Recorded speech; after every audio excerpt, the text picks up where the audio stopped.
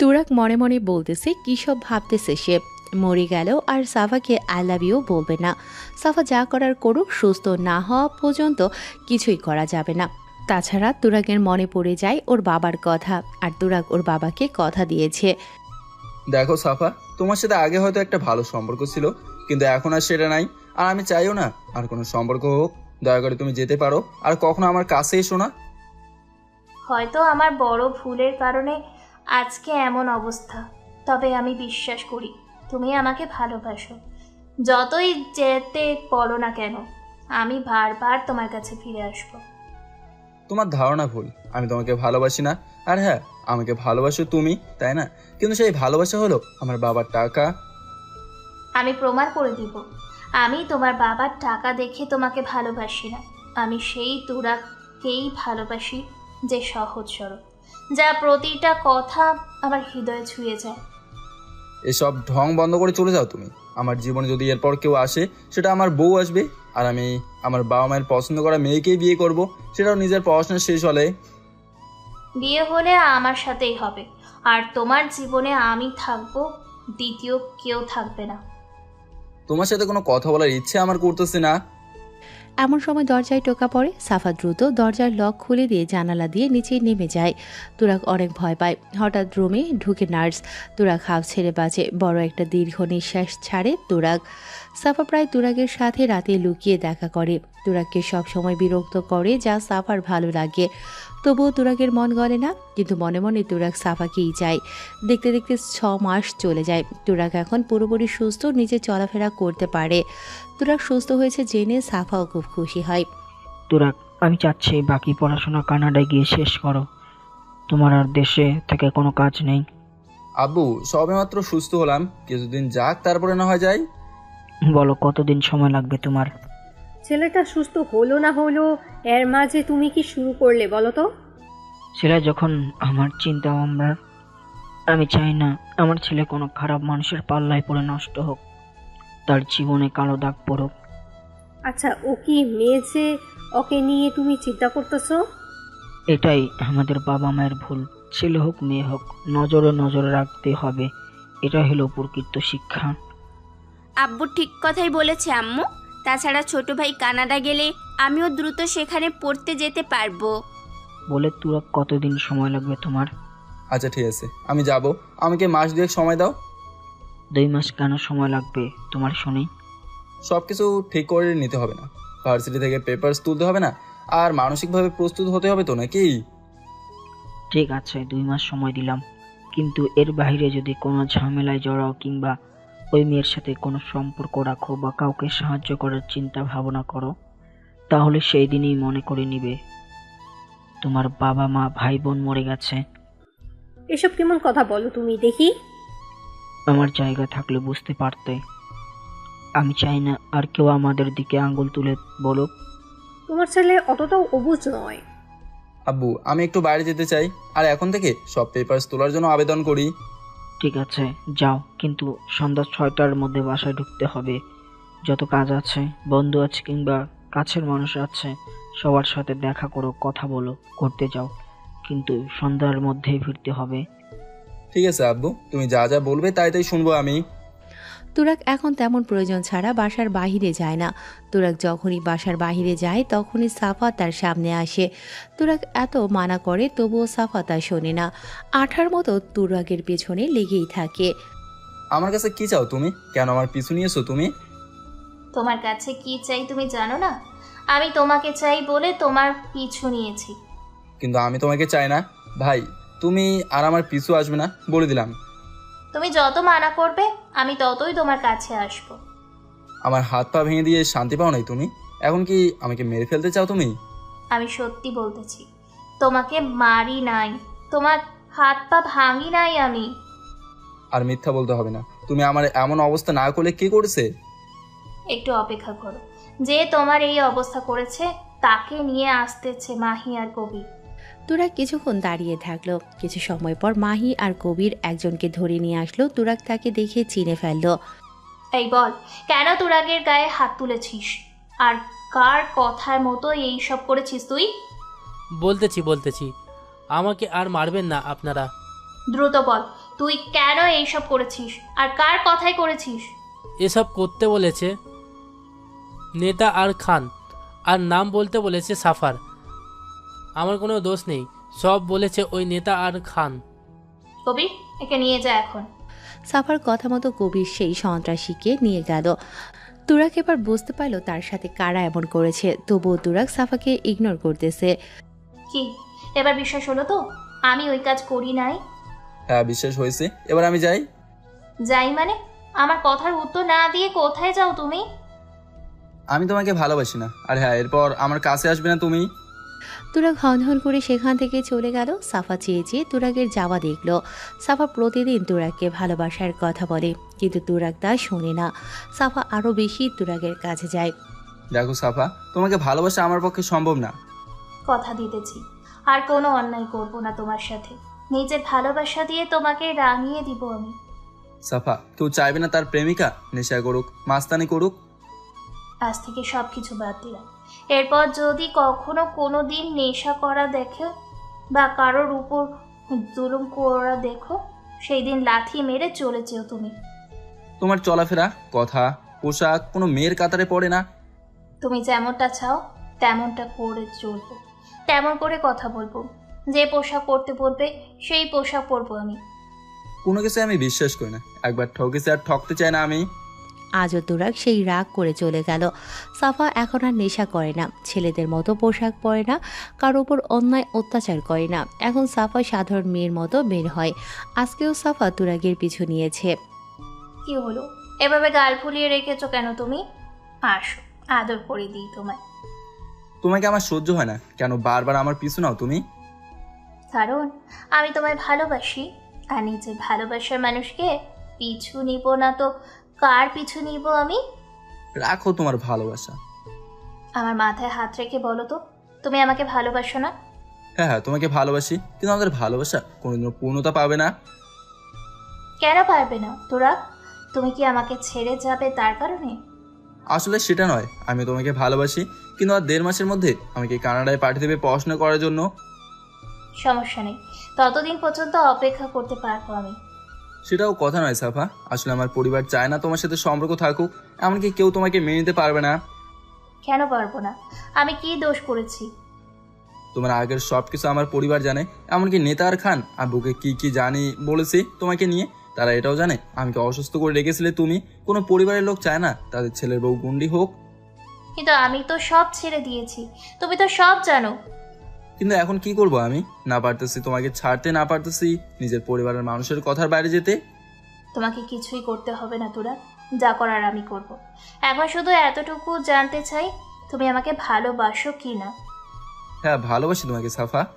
ঠিক আছে, কালকে সময় মতো চলে আসবে, বাকিটা পরে দেখে নিব আমি। তুরাক নিজের বাসায় চলে গেল। এখন তুরাগের মাথায় সাফা ঘুরতেছে। সাফাকে রেখে কানাডায় যেতে তার মন চাইছে না। এখন কেন জানি খুব টেনশন হচ্ছে তার। পরের দিন সাফার দেয়া ঠিকানা মতো জায়গায় তুরাক চলে আসলো। চলো এখন কাজী অফিসে গিয়ে তোমাকে বিয়ে করব আমি। বিয়ে মানে? এছাড়া তোমাকে সারা জীবনের জন্য আপন করে পাওয়া ছাড়া কোনো উপায় নেই আমার। একে তো আমার পরিবার তোমাকে মানে না, তার উপর তুমি। দেখো তোরা, শুধু তোমার পরিবার না, আমার পরিবারও মানবে না। কারণ সেই দিন তোমার বাবা, ভাই, বোন আমার ড্যাডিকে অপমান করেছে। তাই তোমাকেই বিয়ে করব আমি, তোমাকেই আমি। আর হ্যাঁ, একটা বেবি হয়ে গেলে তখন আর কেউ না করতে পারবে না। পরে যদি আরো বড় কোনো সমস্যা হয় তখন কি করবে তুমি? পরে কিছুই হবে না তোরা, আমাকে এতটুকু বিশ্বাস করতে পারো তুমি। তারপর আর কি, সাফাকে কাজী অফিসে বিয়ে করলো তুরাক। সাক্ষী হিসেবে মাহি, কবির আর সাফার অন্য লোক ছিল। তুরাককে বিয়ে করার পর সাফার আর খুশি কে দেখে। মাহি, কবির, তোমরা দুজন গিয়ে বাসর ঘর সাজাও। এসবের মানে কি সাফা? বিয়ে যখন করেছি তখন তো বাসর করবই, তাই না বরবাবু? আর বাসর না করলে বেবি হবে কি করে? বেবি না হলে কি নিজেদের পরিবারকে মানাতে পারবো আমরা? তাই বলে এত জলদি সবকিছু? হ্যাঁ, জলদি জলদি সব করতে হবে তাই। মাহি কবির সাফার কথা মতো বাজার থেকে ফুল কিনে বাসর ঘর সাজালো। অনেক সুন্দর করে বাসর ঘর সাজালো তারা। মানুষের বাসর হয় রাতে, কিন্তু সাফা আর তুরাগের বাসর হবে দিনে। যাই হোক, দুজনের বাসর হয়ে গেল। দিনের সময়টা তুরাগ এখন সাফার ফ্ল্যাটে কাটায়। দুজনের ভালোবাসা পূর্ণতা পেয়েছে, দুজনেই খুব খুশি। তোমাকে এভাবেই সবসময় পাশে চাই সাফা, কিন্তু আমার যে বিদেশে যাওয়ার দিন আরো কাছে আসতেছে। আরে বুদ্ধু, এত ভয় কিসের? দরকার হলে তুমি যাওয়ার পরপরই আমিও তোমার কাছে চলে যাব। কখনো সেরে যাবে না তো? আর কখনো আমাকে অবহেলা অপমান করবে না তো? জীবনেও না। তুমি আমার প্রথম, তুমি আমার শেষ তুরাগ। এভাবে আরও কিছুদিন গেল আর তুরাগের বিদেশ যাওয়ার সময় হয়ে আসলো। এমন সময় সাফা তুরাগকে জানায় সে বাবা হতে চলেছে। তা শুনে তুরাগ সেই খুশি। সেদিন তো সাফাকে কোলে তুলে চারদিকে ঘুরিয়েছিল তুরাগ। হঠাৎ একদিন বিচার বসলো, আর বিচার ডেকেছে সাফার পরিবার। সেখানে উপস্থিত আছে তুরাগের পুরো পরিবার। বিচার বসার কারণ হলো সাফাকে তুরাগ নাকি ধর্ষণ করেছে। এমনকি মেডিকেল রিপোর্টে তুরাগের নাম এসেছে। কি মালিক চৌধুরী, তোমার ছেলে নিয়ে তো খুব গর্ব করতে, এখন কি হলো? আমার মেয়ের এমন সর্বনাশ যে করলো তা কি হবে?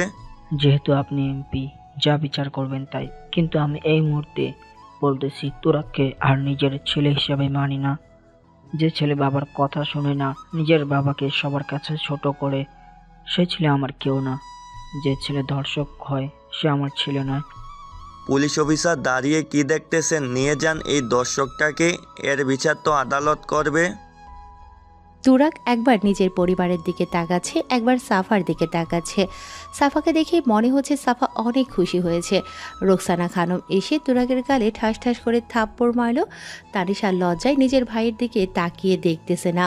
অবশেষে তুরাগকে থানায়, তারপর আদালতে, তারপর জেলে নেওয়া হয়। জেলে তুরাগের প্রায় 9 মাসের মতো কেটে যায়।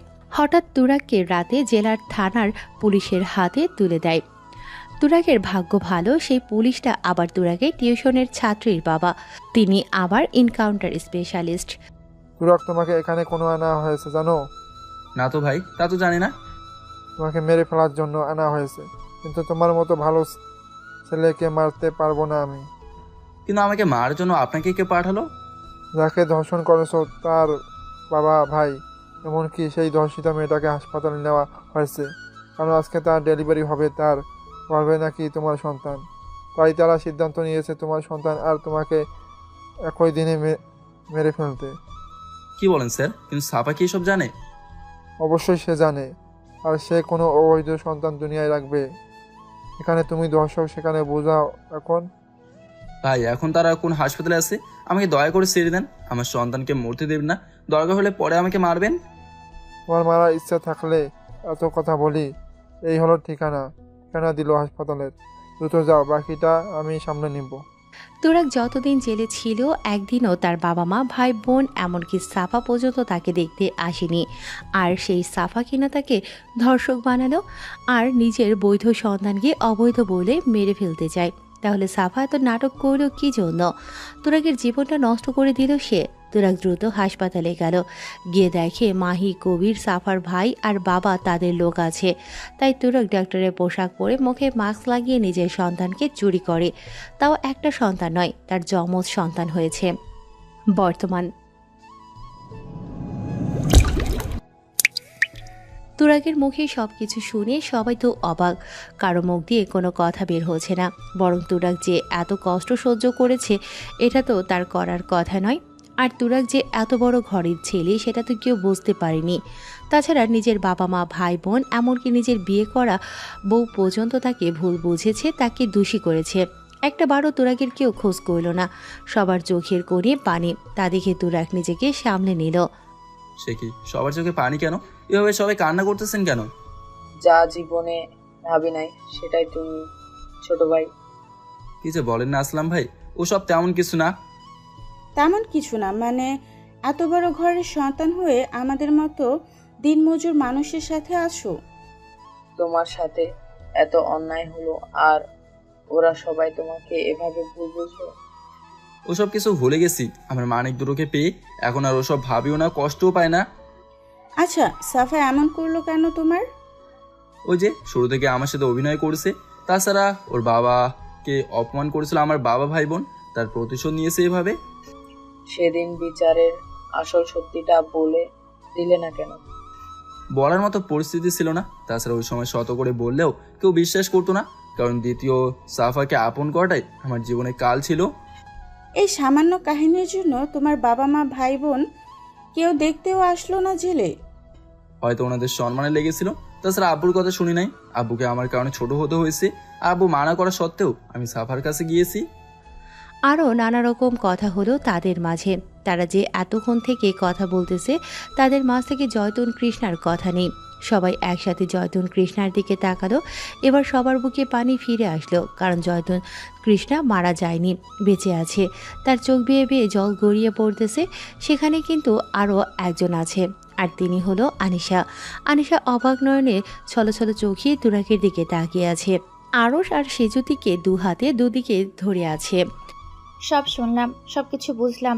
এখানে কারো দোষ নেই, দোষ হলো পরিস্থিতির আর মানুষ চেনাতে। তুমি তো পরোপকারী ছেলে, সেটা কিন্তু বোঝাই যায়। আসলে যারা ভালো হয় তাদের সাথেই অন্যায় হয়, তাকেই সবাই ভুল বুঝে, তাকেই সবাই ধোকা দেয়। আচ্ছা, আপনি এমন কেন বলুন তো? নিজের কষ্ট কেমন করে বুকের মাঝে চেপে রেখেছিলেন? আপনি এত বড় ঘরের শিক্ষিত ছেলে হওয়ার পরও কেমন করে এত সাধারণ জীবন পার করবেন? আমার না টাকা পয়সা অহংকার সব পছন্দ না। আমি সাধারণভাবেই থাকতে পছন্দ করি। অসহায় মানুষকে সাহায্য করতে ভালোবাসি, এতেই আমি শান্তি পাই। সেটা তো সব শুনি আর এত বছর দেখেই বুঝলাম আমরা। বাবা তুরাক, ভগবানের কাছে খুব করে বলতে ইচ্ছা করছে, পরের জন্মে যদি আবার আমার জন্ম হয়, তখন যেন তুমি আমার সন্তান হয়ে আমার কোলে আসো। খালা, তুমি চিন্তা করো না, তুমি সুস্থ হয়ে যাবে। বাকি জীবন আমাকে তোমার সন্তান মনে করে কাটিয়ে দিও। তুমি আমাকে যেরকম ভালোবাসো, সম্মান করো, খোঁজ খবর রাখো, আমার নিজের সন্তান তো রাখে না। এসব কথা এখন থাক। কালকে তোমাকে নিয়ে যাব বড় ডাক্তারের কাছে, দেখবে ইনশাল্লাহ তুমি সুস্থ হবে। পরের দিন আসলাম তুরাক কাজে না গিয়ে জয়তুন কৃষ্ণাকে নিয়ে ডাক্তারের কাছে যায়। কিছুদিন চিকিৎসা করার পর জয়তুন কৃষ্ণা সুস্থ হয়ে যায়। মরিয়ম আনিশা জয়তুনের খুব সেবা যত্ন করে সুস্থ করে দেয়। আবারও আগের মতো জয়তুন কৃষ্ণা জীবন পার করতে থাকে। কিন্তু ইদানিং আনিশার অত্যাচার বেড়ে যেতে থাকলো। আরশ আর সেজুতি আনিশাকে আম্মু আম্মু বলে ডাকে। আসলে আনিশাই তাদের দু ভাই বোনকে সব কিছু শিখিয়ে দেয়।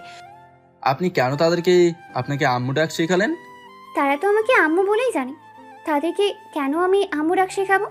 জন্মের পর থেকেই তো তারা এখানে, আমি তো ওদেরকে কোলে পিঠে মানুষ করতেছি। তারা হয়তো বুঝেছে আমি তাদের আম্মু। সেটা না হয় বুঝলাম, কিন্তু যখন আপনার বিয়ে হবে তখন কি করবেন? যদি আরো সেজুতির কারণে আপনার বিয়ে ভেঙে যায়? আমি তো অন্য কাউকে বিয়ে করব না। মানে? এমনি বললাম, আসলে আমি আরুষ আর সেজুতিকে নিয়ে বাকিটা জীবন কাটিয়ে দিতে চাই। তা হয় নাকি? আপনার একটা জীবন আছে না? আর আপনি আপনার ভাই ভাবি আমার জন্য যা করেছেন তার ঋণ জীবন দিয়েও শোধ করতে পারবো না। আর আমি চাই না আমাদের জন্য আপনার সুন্দর জীবনটা নষ্ট করবেন। আমি যে এদের দুজনকে ছেড়ে থাকতে পারবো না, এটা যে আমার শরীরের সাথে মিশে গেছে। এখন থেকে ওদের উপর মায়াটা কম দেখান, তাহলে দেখবেন সব ঠিক হয়ে যাবে। তার মানে আপনি বলতে চাচ্ছেন আমি যেন আর আরুষ আর সেজুতিকে আদর ভালোবাসা না দিই? আরে আপনি ভুল বুঝতেছেন, আমি সেটা বলি নাই। ঠিক আছে, আর আসবো না, আমি গেলাম। প্রায় কান্না করতে করতে আনিশা চলে গেল। আনিশা যাওয়ার পরপরই আরশ আর সেজুতি দু ভাই বোন আনিশার কাছে চলে গেল। আনিশা ওদের দুজনকে জড়িয়ে ধরে কাঁদতে লাগলো। প্রতিদিন আনিশা সকালে উঠে আরশ আর সেজুতিকে ঘুম থেকে উঠিয়ে হাত মুখ ধুইয়ে দেয়, নিজ হাতে নাস্তা খাইয়ে দেয়, স্কুলে নিয়ে যায়, আবার নিয়ে আসে। দুপুরে গোসল করিয়ে দিয়ে ঘুম পাড়ায়, বিকেলে তাদের সাথে খেলা করে, সন্ধ্যার পর পড়তে বসায়, রাতে রান্না করে। একজন মা তার সন্তানের জন্য যা যা করে আনিশাও তাই তাই করে। এমনি ঘরের বউয়ের মতো তুরাগের সব কাজ করে দেয়। বাচ্চা দুটো আনিশাকে আম্মু আম্মু বলে ডাকে। তো সেদিন আসলাম আর মরিয়ম আনিশার ঘরে যায়। ভাইয়া, ভাবি, তোমরা কোনো কিছু বলবে? একটা কথা বলার জন্য তোমার ভাই আর আমি আসলাম। তা দাঁড়িয়ে আছো কেন? বসো, কি বলবি বলো। তৃতীয় শিক্ষিত মেয়ে, ডিগ্রি পর্যন্ত পড়লি, বয়সও হলো, তাই বলছিলাম এবার তোর বিয়েটা দিয়ে দেই। তুই তো ভালো করে জানিস গ্রামের মেয়েদের একটু বয়স হলে মানুষ নানা রকম কথা বলা শুরু করে দেয়। তুই আমাদের ঘরের মেয়ে, কিন্তু তোকে নিয়ে চিন্তা করে পাড়া প্রতিবেশীর মানুষ। তাই আমরা তোর মতামত নিতে আসলাম। মেয়ে হয়ে যখন জন্ম নিয়েছিস, তখন তো বিয়েটা করতেই হবে তোকে। আমি এখন বিয়ে করবো না ভাইয়া, আর আমি আরও সেজুতিকে রেখে বিয়ে করতে পারবো না। তা কি হয়, বিয়ে তো করতেই হবে তোকে। তাছাড়া তোকে আর তুরাককে নিয়ে মানুষ নানা রকম কথা বলতেছে। আমি চাই না আমার বোনের কোনো বদনাম হোক। ভাবি, সত্যি বলতে আমি এদের দুজনের মা হয়ে বাকিটা জীবন কাটিয়ে দিতে চাই। আমি তোরাকে বিয়ে করে এদের আম্মু হতে চাই। কিন্তু আনিশা, তুরাক বড় ঘরের সন্তান, তাছাড়া তার আগের বউ আছে, আর সে যদি রাজি না হয়? রাজি না হলেও এমনিতেই বাকি জীবন আরুষা সেজুতির আম্মু হয়ে কাটিয়ে দেব। যখন আনিশার তুরাককে নিয়ে বদনাম রটেছে, তখন আনিশার বিয়ে হওয়াও সম্ভব নয়। গ্রামের মানুষ শয়তানি করে বিয়ে ভেঙে দিতেও পারে। তার চেয়ে বরং তুমি তুরাকের সাথে কথা বলো। আসলাম পড়ে গেল চিন্তার মধ্যে। কেমন করে তুরাককে সে বলবে, আর বললে কি তুরাক রাজি হবে? আসলাম চিন্তায় চিন্তায় দিনের পর দিন পার করে দিতে লাগলো। আনিশাও বাচ্চা দুটোকে খুব যত্ন নিয়ে লালন পালন শুরু করেছে। তুরাকের ছোট বড় সব কাজ করে দিতেছে। তুরাক শুধু কামাই করতেছে আর বাচ্চাদের পেছনে ঢালতেছে। আনিশা ঘরের বউয়ের মতো বাচ্চা আর তুরাকের সব কিছু করতেছে। আরশ আর সেজুতি এত কিউট যে কেউ দেখলে আদর করতে চাইবে। আসলাম আর ঠিক থাকতে না পেরে জয়তুন কৃষ্ণার সাথে এই বিষয়ে কথা বলল। তারপর জয়তুন কৃষ্ণার মতো নিয়ে রাতে তুরাগের ঘরে গেল। বাহিরে আনিশা আর মরিয়ম দাঁড়িয়ে আছে। তুরাক, তুমি কি ব্যস্ত আছো নাকি? ঘুমাবে? আরে আসলাম ভাই, আমি কেন ব্যস্ত থাকবো? আমাকে কি কোনো কিছু বলবেন আপনি? বলার জন্যই তো আসলাম আমি। তাহলে বলুন না, কি বলবেন আমাকে? তুমি তো গ্রামের মানুষের মুখে কম বেশি সব শুনেছো। তোমাকে আর আনিশাকে নিয়ে মানুষ নানা রকম কথা বলছে। তা তো শুনতেছি, কিন্তু আরো সে যদি তো আনিশাকে ছাড়া কোনো বোঝে না। তাই বলছিলাম কি, যদি তুমি রাজি থাকো, আমার বাপ মা মরা বোনের সাথে তোমার বিয়েটা দিতে চাই। এটা কেমন করে হয় আসলাম ভাই, আপনি বলেন? আমি বিবাহিত একজন ছেলে, আর আমার কোনো ভবিষ্যৎ নেই। আপনার বোন ভালো কোনো ছেলেকে আশা করে। কিন্তু আনিশা যে আরশ আর সেজুতির মা হতে চায়, আর তাছাড়া সবাই জানে আনিশা আরশ আর সেজুতির মা। তাকে কে বিয়ে করবে? আসলাম ভাই, এমন করে বলবেন না। আপনারা ছাড়া আমার যাওয়ার কোনো জায়গা নেই। আমার সন্তান দুটো এই জায়গা, এখানকার মানুষ কাউকে ছেড়ে যেতে চাইবে না। আমি আর তোমার ভাবি দেখেছি, তোমার জন্য আনিশা কান্না করছে। আসলাম ভাই, আমাকে কয়েকটা দিন সময় দিন। আসলাম চলে গেল। বাহির থেকে সব কথাই শুনেছে আনিসা আর মরিয়ম। দিন যতই যায় তুরাক আর আনিশাকে নিয়ে মানুষের কথার যেন শেষ নেই। কোথাও যাওয়ার জায়গা থাকলে তুরাক তার 2 সন্তানকে নিয়ে চলে যেত, আর আনিসাও লোক লজ্জার ভয়ে কোথাও যেতেও পারে না। নানা রকম মানুষ নানা রকম কথা বলে, তবুও আনিশা আরশ আর সেজুতিকে ছাড়ে না। তাদের প্রতি দিন দিন ভালোবাসা বাড়তেই থাকে। তুরাক এসব সহ্য করতে না পেরে জয়তুন কৃষ্ণার কাছে যায়। খালা, গ্রামের মানুষগুলো এমন কেন? এসব কি শুরু করেছে? আমি না হয় পুরুষ মানুষ, কিন্তু আনিশা তো মেয়ে মানুষ। আলিশাকে বিয়ে করাটা তোমার ঠিক হবে। তোমার ছেলে মেয়ে মা পাবে, তুমি বউ পাবে। তখন তোমার সংসার সুন্দর হবে, আর গ্রামের মানুষ কোনো কানাঘুষো করবে না। খালা, তুমিও এই কথা বলতেছো? হ্যাঁ, বুঝতেছি আমি। খালা, আমরা তো সব কিছু জানো। আমার তো বউ আছে, তাছাড়া আমি তোমার জমির উপরে ঘর বেঁধে আছি। আনিশার তো সুন্দর জীবন পড়ে আছে, আমার জীবনটা তো অন্ধকারে। হ্যাঁ, সব জানি তোমার বাবা, এটাও জানি তোমার আগের বউ আছে। তুমি কি কখনো ভেবে দেখেছো আজ 5 বছরের ওপর এখানে আছো তুমি, তোমার আগের বউ যে নতুন করে বিয়ে করেনি তার কি নিশ্চয়তা আছে? আর তোমার পরিবার একটাবারও তোমার খোঁজ খবর রাখেনি। কিন্তু সাফা যদি বিয়ে না করে, কিংবা আমি যদি আবার আমার পরিবারকে না জানিয়ে বিয়ে করি, তখন তো সমস্যা বাড়বে। সাফা তোমার সাথে যা যা করেছে, এতে কি তোমার মনে হয় সাবা তোমার অপেক্ষায় আছে? আর তোমার পরিবার তো তোমাকে ত্যাগ করেছে তুরাক, তারা তোমার কোনো খবরই নেয় না। তারপরও খালা, আমার মতো একজনকে বিয়ে করে যদি আনিশার জীবন নষ্ট হয়? তুরাক, সবকিছু ভুলে যেও না। তোমার আর তোমার সন্তানের জন্য আসলাম, মরিয়ম, আনিশা যা করেছে তা কি অন্য কেউ করতো? মরিয়ম নিজের বুকের দুধ পান করিয়ে বড় করেছে তোমার সন্তানকে। আসলাম বড় ভাইয়ের মতো তোমার পাশে ছিল। আনিশা নিজের সন্তানের মতো আমার দাদুমণিকে মানুষ করেছে। তাছাড়া তারাও আনিশাকে চায়। তুমি কি তাদের এই ঋণ শোধ করতে পারবে না কখনো? তুরাক জয়তুন কৃষ্ণার কথাগুলো ভাবতেছে। সত্যি কথাই বলেছে, এরা না থাকলে হয়তো বাচ্চা দুটো জীবিত থাকতো না। নিজেও কোনো কিছু করতে পারতো না। আর ওই শহরে থাকলে হয়তো এতদিনে তুরাগ বা তার সন্তান তো মরে যেত। সাফাও তো বেইমানি করেছে তুরাগের সাথে। আমাকে তো খালা ডাকো, খালা হলো মায়ের বোন। আমার কথা শোনো তুরাগ, তোমার খারাপ চাই না, তোমারও বউয়ের দরকার আছে, তোমার বাকি জীবন পার করতে হবে। তো এইভাবে তো তুমিও তোমার জীবন পার করতে পারবে না। কাজ করবে নাকি সন্তানকে মানুষ করবে? সন্তান মানুষ করতে গেলে টাকা রোজগার করতে হবে, আর পুরুষ মানুষ একটা সংসার সাজাতে পারে না তুরাগ। হয়তো খালা আপনি ঠিক কথাই বলতেছেন, কিন্তু কোনো কিন্তু নয় বাবা, আনিশার যা বদনাম রটেছে তা তুমি ছাড়া এই বদনাম ঘোচাতে আর কেউ পারবে না। এত বছর থেকে আছো, বলতে পারবে আমরা কেউ তোমার খারাপ চেয়েছি? সব ঠিক আছে, যখন আনিশার বাচ্চা হবে তখন যদি আনিশা আমার মাহারা সন্তানদেরকে কষ্ট দেয় তখন? এমন সময় যতন কৃষ্ণার ঘরে আনিশা ঢুকলো। আনিশার চোখে পানি, খুব করুণভাবে তাকিয়ে আছে। আপনি না চাইলে জীবনেও সন্তান নেব না আমি। আপনি যা যা বলবেন তাই তাই শুনবো। দরকার হলে কাগজে কলমে লিখে দেবো আমি। আর আপনি যদি সত্যি আমাকে বিয়ে না করেন তাহলে আমার মরা ছাড়া উপায় থাকবে না। এসব কেমন কথা বলতেছেন আপনি? আসলে আপনি বড় লোকের সন্তান আর আমি গরিব ঘরের আনকালচারের সন্তান, এটাই সমস্যা? নাকি আমি দেখতে সুন্দর নই? নাকি আমি খুব খারাপ? এভাবে কাঁদবেন না আপনি। আপনারা আমার আর আমার সন্তানের জন্য যা করেছেন তাতে যদি আমি আমার গলা কেটে আপনাদের পায়ে দিই তবুও সেই ঋণ শোধ হবে না। বাবা তুরাগ, রাজি হয়ে যাও। তাছাড়া তুমি তো আর কোনোদিন ওই শহরে যাবেও না, বাকি জীবন এইখানেই কাটিয়ে দাও। আমার ওই জমিটুকু তোমার 2 সন্তানের নামেই করে দিব। তাছাড়া সবাই তো তোমার সাথে আছে, এত চিন্তা করো না। ঠিক আছে খালা, আমি রাজি আছি। বিয়ের সব ব্যবস্থা করেন আপনারা। অবশেষে আনিশার সাথে খুব ধুমধামে তুরাগের বিয়েটা হয়ে গেল। আনিশাকে নিয়ে সুখে সংসার করা শুরু করে দিল তুরাগ।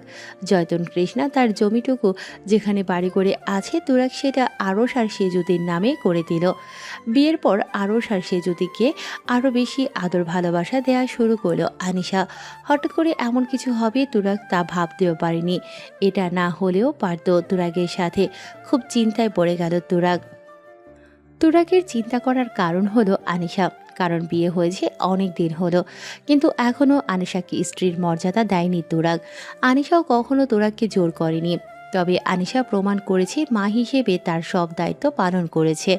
নিজের গর্ভে না ধরলেও আরশ আর সেজুতিকে মায়া, মমতা, আদর, স্নেহ, ভালোবাসা দিয়ে বড় করেছে। আরশ আর সেজুতি ছোট্ট মানুষ, ওদের মনের ভিতরে গেঁথে আছে আনিশা। তারাও আনিশা বলতে পাগল প্রায়। আনিশা আগের থেকে আরও বেশি সন্তান, স্বামী, সংসার দেখাশোনা করে। আনিশা তো ডিগ্রি কমপ্লিট করেছে, তাই সে এবারের নিবন্ধন পরীক্ষাটা দিতে যায়। তার জন্য সে আনিশা তুরাগের কাছে গেল। কোনো কিছু কি লাগবে তোমার, নাকি কোনো বলতে এসেছো আমাকে? আসলে আপনি তো সারাদিন বাড়ির বাইরে কাজ করেন, বাড়িতে সব সময় একা একাই থাকি, তাই বলছিলাম কি নিবন্ধন পরীক্ষাটা এবার দিতে চাই। শোনো আনিশা, তোমার পুরো স্বাধীনতা আছে। তোমার মন যা বলবে তাই শুনবে। ভালো কাজ সবসময় করবে, খারাপের থেকে দূরে থাকবে। না মানে আপনি একাই কত কষ্ট করে সংসার চালাচ্ছেন, তাই আমি চাচ্ছিলাম পরীক্ষাটা দিই, ভাগ্যে যদি চাকরিটা থাকে। পুরুষ মানুষ কখনো ক্লান্ত হয় না আনিশা। পুরুষ মানুষের সংসার জীবন শুরু হলে তাদের কোনো কষ্ট থাকে না। পুরুষ মানুষ সবকিছু সহ্য করার ক্ষমতা রাখে। আসলে আপনাকে সেভাবে বলিনি কথাটা। আরশ আর সে যদি দুজনেই তো বড় হচ্ছে, ওদের দুজনের ছোট ছোট চাওয়াটা, চাহিদা, আর আবার ওদের পড়াশোনা। আপনি একাই আর কত চাপ নেবেন? আমি যেহেতু একটু পড়াশোনা জানি, তখন না হয় চেষ্টা করে দেখি। তোর মন খারাপ করো কেন? বললাম না তোমার নিজস্ব স্বাধীনতা আছে। অবশ্যই তুমি চাকরির জন্য পরীক্ষা দেবে। আমার বিশ্বাস তোমার চাকরি হবে ইনশাল্লাহ। তোমার জন্য দোয়া রইল আমার। আনিশা হঠাৎ করে তুরাগকে জড়িয়ে ধরল। কিছুক্ষণ পর বুঝতে পেরে আনিশা তো লজ্জায় শেষ। দ্রুত তুরাগকে ছেড়ে দিয়ে শাড়ির আঁচল মুখে গুজে দৌড়ে বের হয়ে গেল। এক মুহূর্তের জন্য তুরাগ পাথর হয়ে গিয়েছিল। তুরাগ ভাবতেও পারেনি আনিশা তাকে জড়িয়ে ধরবে। গ্রামের মেয়ে, সহজ সরল হলেও মনটা বেশ ভালো। নিজের কথা না ভেবে স্বামীর কাজে নিজের অধিকার আদায় না করে স্বামীর সংসার, সন্তানকে নিয়ে তার বেশি চিন্তা। তুরাগ মনে মনে ভাবে সে কি সত্যি আনিশাকে মেনে নিতে পেরেছে নাকি অন্য কিছু। এর মাঝে জয়তন কৃষ্ণা তুরাগের কাছে আসলো। আনিশা একটা চ্যাট দিল জয়তন কৃষ্ণাকে বসার জন্য। খালা, রাতের বেলা কষ্ট করে আসতে গেলে কেন? আমি বললে তো আমি যেতাম তোমার কাছে। সেটা আমি জানি বাবা, তবুও মনটা চাইলো তাই আসলাম। তোমার যখন মন চাইবে তখনই আসবে তুমি খালা। যে কথা বলার জন্য আসলাম তোমার কাছে। এই পুরো জমি কিন্তু তোমার নামে করে দিয়েছি, সেটা তো জানো। এখন কথা হলো টাকা জোগাড় করে আর একটা ঘর তোলা। হ্যাঁ খালা, সেটা চেষ্টা করে যাচ্ছি। বর্ষার মৌসুম তো, কাজ কম, তাই একটু সমস্যা হচ্ছে। সেটা তো বুঝছি, তাই বলছি কি ব্যাংক থেকে লোন নাও। না না খালা, ওসব ঝামেলায় নিজেকে জড়াতে চায় না। তাছাড়া অনেক সমস্যা আছে, দোয়া করো এই বছরের মধ্যে আর একটা ঘর তুলবো আমি। নতুন বিয়ে করার তো অনেক দিন হলো, বাচ্চা নিতে হবে না? তা না হলে মানুষ যে আনিশাকে বাজা বলবে। খালা, আনিশা এখন ওসবের জন্য প্রস্তুত না। সে এখন আরুষার সেজুতুকে নিয়েই ব্যস্ত আছে। আর আনিশা এখন চাকরির জন্য পরীক্ষা দেবে। কপাল গুনে এমন ভালো একটা মেয়েকে বউ করে পেয়েছো বাবা। কখনো কষ্ট দিও না আনিশাকে। এতিম মেয়ে, ভাই ভাবির সংসারে মানুষ হয়েছে। আনিশার সম্ভবত দায়িত্ব তোমারও তো। আমি জানি খালা, আনিসার মতো মেয়ে হয় না। মনে কোনো হিংসে নেই, ওর মনটা অনেক বড়, ভালো। সত্যি সবার নসিবে এমন বউ জোটে না। জয়তুন কৃষ্ণার সাথে আরও নানা রকম কথা বলল তুরাগ। তুরাগের এখন এক মুহূর্ত মনে হয় না তার আপন কেউ নেই। তুরাগের খোঁজ খবর রাখার জন্য সবাই আছে। আসলাম, মরিয়ম, জয়তুন কৃষ্ণা প্রতিদিন তাদের খোঁজ খবর রাখে। রাতে ঘুমানোর সময় হলে তুরাগ নিচে বিছানা করে শুয়ে পড়ল। আনিশা আরশ আর সেজুদিকে নিয়ে খাটে শুয়ে পড়ল। ছোট্ট একটা খাট, চারজনের তো আর জায়গা হয় না। তাছাড়া আরশ আর সেজুদি আনিশাকে ছাড়া ঘুমোয় না। ওদের দুই ভাই বোনকে ঘুম পাড়িয়ে আনিশা বিছানা থেকে নেমে তুরাগের কাছে আসলো। কি হলো, না ঘুমিয়ে নিচে আসলে যে তুমি? এভাবে আর কতদিন আপনি নিচে ঘুমাবেন বলেন তো? ওঠে না, খাটে ঘুমান আজ। আরে আমার কোনো সমস্যা নেই তো, আমি নিচেই ঠিক আছি। যা ওদের পাশে শুয়ে পড়ো, ঘুম ভাঙলে পরে তোমাকে না দেখলে আবার ডাকবে। ওরা আর উঠবে না এখন ঘুম থেকে। আমি আপনার পাশে থাকলে কি আপনার কোনো সমস্যা হবে? কেন মন খারাপ হবে? তুমি তো আমার বউ। প্রত্যেকটা স্বামী তার বউকে সব রকম পরিস্থিতিতেই পাশে চায়। তাহলে একটা কথা বলি, রাগ করবেন না তো? রাগ করবো কেন বলো তুমি? আমি কি খুব খারাপ? নাকি আপনার প্রথম বইয়ের মতো সুন্দর না? নাকি আপনার প্রথম বইয়ের মতো ভালোবাসতে পারি না? শোয়া থেকে এবার তুরাগ উঠল। আনিশা মাথা নিচু করে আছে। তুরাগ আনিশার থুতনিতে হাত দিয়ে মুখটা উপরে তুলল। আনিশার চোখের পানি তুরাগ একটা হাত দিয়ে আনিশার চোখের পানি মুছে দিল। কে বলেছে তুমি খারাপ? তোমার মতো ভালো বউ আর কারো নেই। হ্যাঁ, আমার প্রথম স্ত্রী সুন্দর ছিল, আমাকে ভালোবেসেছিল, কিন্তু সে সেই ভালোবাসার মাঝে স্বার্থ ছিল। সে তো আমাকে ঠকিয়েছে। সে তো সবার সামনে আমাকে অপমান করেছে, আঘাত করেছে। আর তুমি তোমার সর্বোচ্চ দিয়ে আমাদেরকে ভালোবাসতেছো, আমাদেরকে আগলে রাখতেছো। তোমার সাথে আর তুলনা চলে না। তুমি আমাদের জন্য তোমার জীবন দিয়ে দিতে পারো। তাহলে আমাকে দূরে সরিয়ে রাখেন কেন? আমাকে কাছে টেনে নেন না কেন? আপনার কি কোনো কারণে ভয় হচ্ছে? আমাকে আপন করে নিলে আমি ওদের দুই ভাই বোনকে পর করে দেব? আরে না, কি যে বলো না তুমি। আসলে আরো যা সেজুতি তো বড় হয়েছে, ওদের সামনে কেমন করে আমি আমার লক্ষ্মী বউটার সাথে প্রেম করি, রোম্যান্স করি? আনিশা এবার লজ্জায় কুঁকড়ে গেল। ইস, তুরাগ তাকে এভাবে বলতে পারলো? লজ্জায় এবার তো আনিশার নিচের চোখ দুটো বন্ধ করে রাখলো। এই একটু কথাতে আমার বউটা কেমন লজ্জা পেলো? এভাবে লজ্জা নিয়ে থাকলে কি প্রেম ভালোবাসা রোম্যান্স করা যায়? লজ্জা নারীর ভূষণ, সেটা বুঝি জানেন না আপনি? সেটা তো জানি, তাই বলে কি স্বামীর কাছে ওইভাবে লজ্জা পেতে হবে? তুমি আমাদেরকে যেভাবে ভালোবাসা দিয়েছো, আগলে রেখেছো, সেখানে তোমার সবকিছু পাওয়ার অধিকার আছে। স্ত্রী হিসেবে এটা আমার দায়িত্ব, আর মা হিসেবে এসব আমার কর্তব্য। এভাবে দু চোখ বন্ধ করে রাখলে আমি আমার বউটার সাথে প্রেম করবো কিভাবে? চোখ বন্ধ আছে তো কি হয়েছে, বাকি ইন্দ্রগুলো তো সজাগ আছে। এইভাবেও তো ভালোবাসা যায়, আদর করা যায়। তারপর আর কি, বাকিটা ইতিহাস হয়ে গেল। এখন তুরাগ আর আনিশা একে অপরকে খুব ভালোবাসে। আনিশা একা হাতেই সংসার, স্বামী, সন্তান সব সামনে নেয়। দুজনের মাঝে কত যে আনন্দ আর খুশি তার বলতে হয় না। আনিশা এত এত ভালোবাসা দিয়েছে তুরাগকে, এতে তুরাগ তার সব অতীত ভুলে গিয়ে আনিশার মাঝে নতুন ভালোবাসা পেয়ে বাঁচতে শুরু করেছে। কিছুদিনের মধ্যেই আনিশার নিবন্ধন পরীক্ষা হলো। পরীক্ষা খুব ভালো হয়েছে আনিশার। এর মাঝে রেজাল্ট আসলো, আনিশা টিকে গেছে। লিখিত হলো, ভাইবা দিল। অবশেষে আনিশা প্রাইমারি স্কুলের সহকারী শিক্ষিকা হলো। আর আনিশা বাড়ির পাশের স্কুলেই জয়েন করলো। এখন তাদের জীবন খুব সুখের সাথেই কাটতেছে। একটা কথা বলি, রাগ করবে না তো? কোনোদিন কি রাগ করছি আমি তোমার কোনো কথা শুনে? আসলে বলতে চাচ্ছি কি, কয়েক মাস তো হলো চাকরি করার, বেতন তো পেলাম না। যখন বেতন পাবো তখন সব টাকা দিয়ে ইট, বালু, সিমেন্ট কিনে বাড়িটা টিন শিট বিল্ডিং করতে চাই। কিন্তু এত তাড়াতাড়ি কি এসবের কোনো দরকার আছে? ছেলে মেয়ে বড় হচ্ছে, তারা পড়াশোনা করতেছে ভালো স্কুলে, তাদের কথা ভেবে তো রাখতে চাচ্ছি। তুমি যখন আমাদের সবার দায়িত্ব নিয়েছো তখন তোমাকে না করবো না? মন খারাপ করলেন আমার কথা শুনে আপনি? না, মন খারাপ করি নাই তো। আসলে জয়তুন কৃষ্ণা খালা জমিটা লিখে দিল, অন্তত তাকে কিছু টাকা দেওয়া উচিত ছিল। আপনি কি মনে করেছেন আমি জয়তুন কৃষ্ণা কাকিকে বলি নাই টাকার জন্য? বলেছি, কিন্তু কাকি বলেছে আমি আমার ছেলের দামি জমি দিয়েছি, এদের টাকা নেব কেন? আর শোনেন, মাঝে মাঝে আমি ঠিকই কাকিকে কিছু করে টাকা দেব।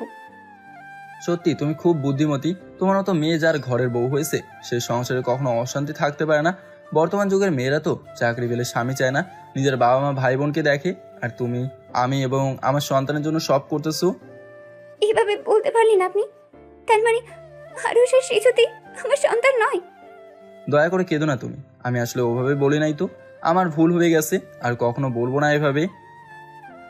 তাহলে আমার মাথায় হাত রেখে কসম কাটেন, আর যে কেউ জানতে চাক না কেন আপনি বলবেন ওরা দুজন আমার সন্তান, আমি ওদের মা। এমনকি কোনোদিন যদি ওদের আসল মায়ের সাথেও দেখা হয় তখনও বলবেন ওরা আমার সন্তান। এই যে তোমার মাথায় হাত রেখে কসম করে বললাম, কেউ কোনোদিন জানবে না ওরা সাফার সন্তান। সবাই জানবে ওদের মা তুমি, আর আমিও এমন ভুল করব না। যদি কোনোদিন আপনার প্রথম বউয়ের সাথে দেখা হয় তাহলে কি আমাকে ছেড়ে যাবেন? ওসব কেমন কথা বলতেছো তুমি? আমি তো এই জায়গার মানুষ ছেড়ে কোনোদিন যাব না। আপনি আগে আমার কথার উত্তর দেন। সত্যি কি সেই সময় আমাকে ছেড়ে যাবেন আপনি, নাকি আমি আপনাকে ভালোবাসা দিতে পারতেছি না? এবার কিন্তু মার খাবে আমার তুমি। তোমরা মেয়েরা বোঝো কম, চিল্লাও বেশি। তুমি আমাকে এত ভালোবাসা দিয়েছো, আমি আমার অতীত ভুলে গেছি। যে আমার সাথে বেইমানি করছে তাকে আপন করে নেওয়ার প্রশ্নই ওঠে না আমার। সত্যি নিজেকে ধন্য মনে হচ্ছে আজকে আমি সফল। আমার ভালোবাসা বৃথা যায় নাই। এভাবে আমাকে ভালোবাসো তুমি? তোমার জীবন বাজি রাখতে পারবো আমি। এর মাঝে যখন আনিশার বেতন ধরলো, বেতন পেল, আনিশা সব টাকা দিয়ে আগে একটা বাড়ি বানালো। এখন আনিশার আর একটা চিন্তা, তুরাককে একটা দোকান করে দেবে, আর তুরাককে মাঠে কাজ করতে দেবে না, রাজমিস্ত্রির কাজও করতে দেবে না। আবারও জয়তুন কৃষ্ণা অসুস্থ হয়ে গেল। আগেরবার বেঁচে ফিরলেও এবার মনে হয় বাঁচবে না সে, তাই সবাই জয়তুন কৃষ্ণার কাছে গেল। খালা, এখন কেমন আছো তুমি? ডাক্তার তো বললো ভালো আছো। ডাক্তার মনে হয় ভুল বলেছে তোমাকে, আগের বার বেঁচে ফিরলেও এ যাত্রায় আর বাঁচবো না। কাকি এমন করে বলো না, দরকার হলে আরো বড় বড় ডাক্তার দেখাবো তোমাকে। আমার পেছনে আর টাকা নষ্ট করো না মা। যেখানে নিজের পেটের সন্তান করলো না, সেখানে তোমরা অনেক দূর করলে আমার জন্য। কাকি, তুমিও তো কম করলে না আমাদের সবার জন্য। কাকি চিন্তা করো না, আল্লাহ ঠিকই তোমাকে আবারও সুস্থ করে দিবে। এটা ভগবানের ইচ্ছে মরিয়ম, কিন্তু আফসোস এবার বুঝি দুর্গা মাকে দেখতে পারবো না। কে বলেছে পারবে না খালা? ঠিক পারবে, দেখো এবারও। বাবা তুরাক, আমি মরে গেলে আমার মুখ আগ্নি তোমাকে করতে বলতাম, কিন্তু তুমি তো মুসলমান, তাই বলছি কি আমি মরে গেলে আমার মুখ আগ্নি যেন আমার বোনের ছেলে করে। আর হ্যাঁ, আমাকে পোড়াতে যত কাঠ বাঁশ লাগবে সব আমি ওই ঘরে জমিয়ে রেখেছি। আর আমাকে সাজাতে যত খরচ হবে গ্রামের প্রধানকে টাকা দিয়ে রেখেছি, তিনি সব করে দিবে। কারো কাছ থেকে চাঁদা নিবে না, টাকাও নিবে না। খালা চুপ করো, কিছুই হবে না, পরেরটা পরে দেখা যাবে। কাকি আমরা তো আছি, দেখবে সব ঠিক হবে। আমার মনটা কু ডাকছে, হয়তো দুটো আমাকে দেখার পর আর বাঁচবো না আমি। আর হ্যাঁ, আমি মরলে আমার ছেলেকে জানিও, যদি আসতে চাই আসবে, না হলে কেউ জোগাড় করবে না। আর গ্রাম প্রধান আমার ক্রিয়াকর্মের সব ব্যবস্থা করবে। খালা চুপ করো তুমি, এবার একটু বিশ্রাম করো তুমি। আমরা সবাই তোমার পাশে আছি, একটু ঘুমাতো খালা এখন। হ্যাঁ কাকি, এমনিতেই অসুস্থ তুমি, এত কথা বলতে হবে না, আর আমরা তোমার সব কথাই পালন করব। কয়েকদিনের মধ্যেই দুর্গাপূজা শুরু হলো। তুরাগ আনিশা নিজের ধরে জয়তুন কৃষ্ণাকে মণ্ডপে নিয়ে গেল। দেখেই বোঝা যাচ্ছে জয়তুন কৃষ্ণার চোখের শান্তি হলো। তুরাগ এই গ্রামে এসে বুঝলো দুর্গাপুজো হিন্দু ধর্মের মানুষের হলে কি হবে। এখানে যারা এসেছে সবাই মুসলিম, আসলে তারা আরতি আর নৃত্য দেখতে এসেছে। এদিকের দুর্গাপুজোয় মুসলিম ছেলেদের কারণে জমে। এখানে হিন্দু মুসলিম কোনো দ্বন্দ্ব নেই। মুসলমানদের সাহসে এখানকার হিন্দুরা সব ধরনের পুজো করে, তাদের আনন্দ উৎসবে বাধা দেওয়ার কেউ নেই। যেদিন দুর্গাদেবীর বিসর্জন হবে ঠিক সেদিন বিসর্জনের পরপরই জয়তুন কৃষ্ণা পরলোক গমন করে। জয়তন কৃষ্ণা মারা গেলে তার 2 ছেলেকে জানানো হয়। তারা পরের দিন সকালে আসে জয়তন কৃষ্ণাকে একেবারে নববধূর মতো করে সাজিয়ে দেয়। জয়তন কৃষ্ণার 2 ছেলে আর তার 2 বউকে এলাকাবাসী হিন্দু মুসলিম সব ধরনের মানুষ অপমান করে। তারা তখন তাদের ভুল বুঝতে পারে, কিন্তু তাতে অনেক দেরি হয়ে গেছে। অবশেষে জয়তন কৃষ্ণাকে শ্মশানে নিয়ে যাওয়া হয়। তার মুখে অগ্নি করে তার বোনের ছেলে। নিজের 2 ছেলে তার মায়ের জন্য কিছুই করতে পারে না। আরও কয়েকদিন চলে গেল। তুরাগের মনটা ভীষণ খারাপ। এভাবে কেঁদে কোনো লাভ আছে? প্রত্যেকটা জীবকে মৃত্যুর স্বাদ গ্রহণ করতে হবে। আমরা কি চাইলেও আর মৃত্যু মানুষকে ফিরিয়ে আনতে পারবো? আমার নিজের বাবা মা কোনোদিন এভাবে ভালোবাসা দেয় নাই, এভাবে আগলে রাখে নাই। নিজের সন্তানের মতো দেখেছে আমাকে, আমার সব বিপদে পাশে ছিল, আমাকে সবসময় ভালো পরামর্শ দিয়েছে, আমাকে থাকার মতো জায়গা দিয়েছে, আমাদের সন্তান দুটোকে নিজের দাদির মতো ভালোবাসে দিয়েছে। এই তো সেদিনও ছিল খালা, আর আজকে নাই। এইভাবে আর কাঁদবেন না আপনি, নিজেকে সামনে নেন। আপনার মতো তো আমাদেরও খুব খারাপ লাগতেছে। জয়তন কৃষ্ণা খালা না থাকলে হয়তো আমরা বাবা ছেলে মেয়ে কবেই মরে যেতাম। সব ভুলে তো খালাকে মায়ের মতো পেয়েছিলাম। বুঝেছি, তবুও নিজেকে শক্ত করে রাখেন আপনি। সবসময় আমার সাথে এমন হয়, সবাই আমাকে একা করে চলে যায়। আর ছোট বাচ্চাদের মতো কাঁদবেন না আপনি। আমি তো পাশে আছি আপনার। আমার মৃত্যু না হওয়া পর্যন্ত আপনার সাথেই থাকবো আমি। আর আপনি ছাড়া তো আমারও কেউ নাই। তুরাগ আনিশাকে জড়িয়ে ধরে আরও কাঁদল। আনিশাও তুরাগকে ধরে কাঁদল। সত্যিই তো, জয়তুন কৃষ্ণার জন্য আনিশা তুরাগের মতো এত ভালো স্বামী পেয়েছে। আনিশা এবার তুরাগকে একটা বড় দোকান করে দিল। তুরাগ এখন নিজের দোকান করে, আনিশা স্কুল করে, বাচ্চাদের দেখাশোনা, পড়াশোনা করা, খাওয়ানো, গোসল সব করে দেয়। তুরাগকেও ভালোবাসা দিয়ে আগলে রেখেছে।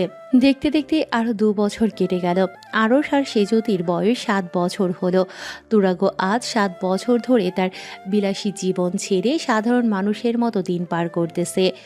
একটা কথা বলতে চাই আপনাকে, দয়া করে শুনে রাগ করবেন না। আমি কি আমার বউয়ের উপর রাগ করতে পারি?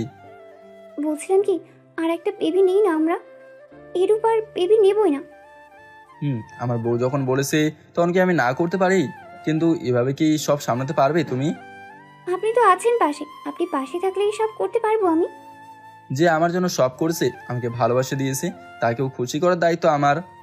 তুরাগ আনিশাকে কোলে নিয়ে রুমে গিয়ে দরজা বন্ধ করে দিল। এই আপনারা এত লুচু কেন শুনি? অন্যের বউ স্বামী নিয়ে কি করে না করে সেটা দেখতে চান, শুনতে চান। যাই হোক, এর মাঝে আনিশা প্রেগনেন্ট হয়। তুরাগ তো সেই খুশি। এবার আনিশার পাশে থেকে তার সব সেবা যত্ন করতেছে। তুরাগের খুব ইচ্ছে ছিল সাফার এই সময়টা পাশে থাকার, কিন্তু সাফা সেটা হতে দেয়নি। তাই তুরাগ এবার আনিশার পাশে থেকে সব কিছু করতেছে। এর সাথে তো আনিশার ভাবি মরিয়ম আছেই। তো একদিন গ্রামে অন্য কারো জমি নিয়ে মারামারি হয়, এর জন্য মামলা হয়। সে মামলার ইনভেস্টিগেশন করতে পুলিশ আসে। কিন্তু কথা হলো, এটা তো সেই পুলিশ যার মেয়েকে তুরাগ পড়াতো, আর ইনি তো তুরাগকে না মেরে ছেড়ে দিয়েছিল। সেই পুলিশটা তুরাগকে এই গ্রামে দেখে তো অবাক। তুমি তুরাগ না যে আমার মেয়েকে টিউশন পড়াতো? ঠিক ধরেছেন স্যার। তোমাকে তো চেনাই যাচ্ছে না, আর উজ্জ্বল চেহারা কিরকম শ্যাম কালো হয়ে গেছে। সেদিনের পর তো তোমাকে আর শহরে খুঁজে পেলাম না। স্যার, সে অনেক ঘটনা। আসেন, এটা আমার বাড়ি, বাড়িতে বসেন, আর নাস্তা না করে যেতে দেবো না আমি। তুমি না বললেও আমি আজকে তোমার হাতে নিজেই কথা বলবো। আজ প্রায় 7 বছর পার হয়ে গেল। তুরাগ সেই পুলিশ অফিসারকে সাথে নিয়ে তার বাড়িতে ঢুকলো। কেউ অবশ্য অবাক হয়নি, কারণ তুরাগ সম্পর্কে এই এলাকার সবাই সব কিছু জানে। বাড়ির ভেতরে ঢুকে আনিশার সাথে পরিচয় করিয়ে দিল। আরশ আর সেজুতিকে তাদের সন্তান বলল, মানে আনিশা আর তার সন্তান। আনিশা অসুস্থ শরীর নিয়ে নাস্তা বানিয়ে দিল। পুলিশ আর তুরাগ পাশাপাশি চেয়ারে বসলো। একটু দূরে আনিশা তাদের সন্তানকে নিয়ে বসলো। এবার একটু সেদিনের পরে থেকে সব বলো তো শুনি। আর এখনো বা কেমন করে আসলে আবার বিয়ে করছো বউ বাচ্চা? আপনি সেদিন যেভাবে বলেছেন ঠিক সেইভাবে আমি হাসপাতালে যাই, কিন্তু আমি যাওয়ার আগেই বাচ্চাকে পাই না। আমাকে দেখে মারতে আসে সাফার বাবা আর ভাইয়ের লোক। সেখান থেকে আমার বর্তমান বউ আনিশার ভাই ভাবি আর জয়তুন কৃষ্ণখালা বাঁচিয়ে এখানে আনে। তারপর এখানে কামলা কাজ করি।